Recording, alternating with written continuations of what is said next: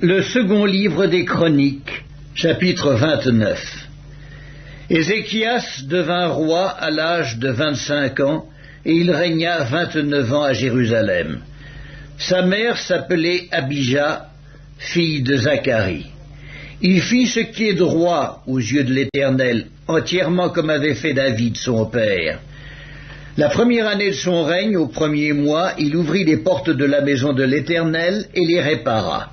Il fit venir les sacrificateurs et les Lévites, qu'il assembla dans la place orientale, et il leur dit, « Écoutez-moi, Lévites, maintenant sanctifiez-vous, sanctifiez la maison de l'Éternel, le Dieu de vos pères, et mettez ce qui est impur hors du sanctuaire, car nos pères ont péché, ils ont fait ce qui est mal aux yeux de l'Éternel, notre Dieu. Ils l'ont abandonné, ils ont détourné leur regard du tabernacle de l'Éternel et lui ont tourné le dos.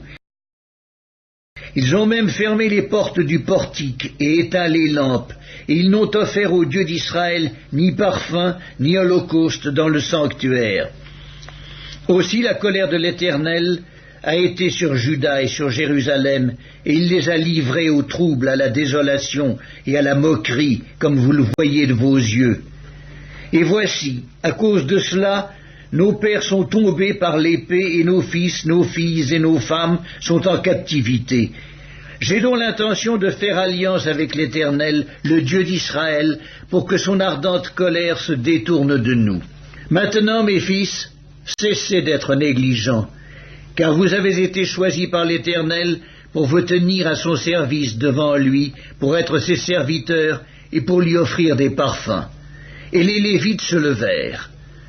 Macat, fils d'Amasaï, Joël, fils d'Azaria, des fils des Kéatites, et des fils des Mérarites, Kis, fils d'Abdi, Azaria, fils de Jéhalélel, et des Gerconites, Joach, fils de Zimma, Éden, fils de Joach, et des fils d'Élitsaphon, Skimri et Jéhiel, et des fils d'Azaph, Zacharie et Mattania, et des fils d'Éman, Jéhiel et Skiméi, et des fils de Yédoutoun, Skemaéja et Uziel. Ils réunirent leurs frères, et après s'être sanctifiés, ils vinrent pour purifier la maison de l'Éternel selon l'ordre du roi et d'après les paroles de l'Éternel. Les sacrificateurs entrèrent dans l'intérieur de la maison de l'Éternel pour la purifier.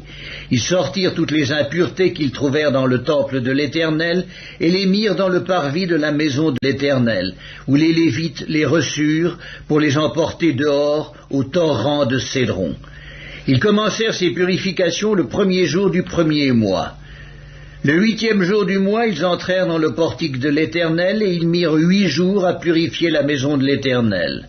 Le 16e jour du premier mois, ils avaient achevé. Ils se rendirent ensuite chez le roi Ézéchias et ils dirent, « Nous avons purifié toute la maison de l'Éternel, l'autel des holocaustes et tous ses ustensiles, et la table des pains de proposition et tous ses ustensiles. Nous avons remis en état et purifié tous les ustensiles que le roi Akaz avait profanés pendant son règne, lors de ses transgressions. Ils sont devant l'autel de l'Éternel. » Le roi Ézéchias se leva de bon matin, assembla les chefs de la ville et monta à la maison de l'Éternel. Ils offrirent 7 taureaux, 7 béliers, 7 agneaux et 7 boucs, en sacrifice d'expiation pour le royaume, pour le sanctuaire et pour Juda.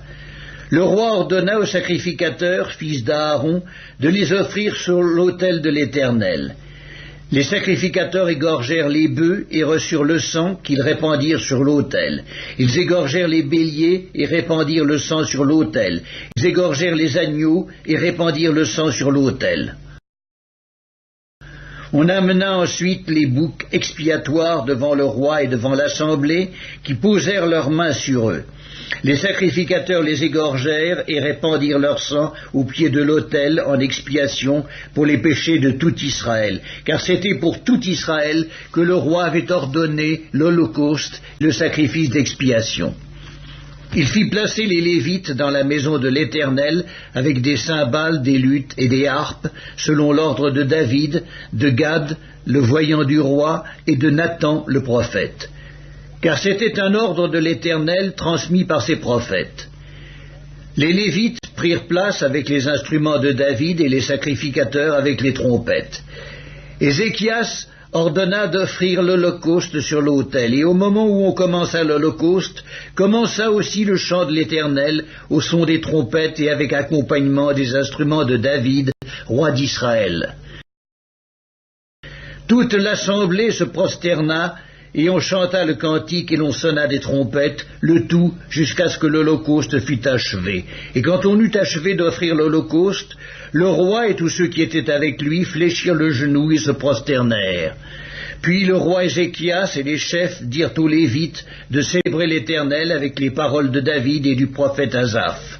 Et ils le célébrèrent avec des transports de joie, et ils s'inclinèrent et se prosternèrent.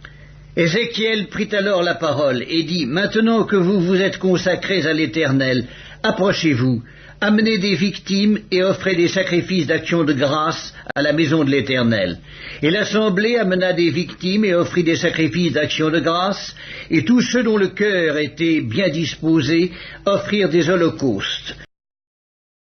Le nombre des holocaustes offerts par l'assemblée fut de 70 bœufs, 100 béliers et 200 agneaux. Toutes ces victimes furent immolées en holocauste à l'Éternel, et l'on consacra encore 600 bœufs et 3000 brebis. Mais les sacrificateurs étaient en petit nombre, et ils ne purent dépouiller tous les holocaustes. Leurs frères, les Lévites, les aidèrent jusqu'à ce que l'ouvrage fût fini, et jusqu'à ce que les autres sacrificateurs se fussent sanctifiés, car les Lévites avaient eu plus à cœur de se sanctifier que les sacrificateurs. Il y avait d'ailleurs beaucoup d'holocaustes avec les graisses des sacrifices d'action de grâce et avec les libations des holocaustes. Ainsi fut rétabli le service de la maison de l'Éternel. Ézéchias et tout le peuple se réjouirent de ce que Dieu avait bien disposé le peuple, car la chose se fit subitement.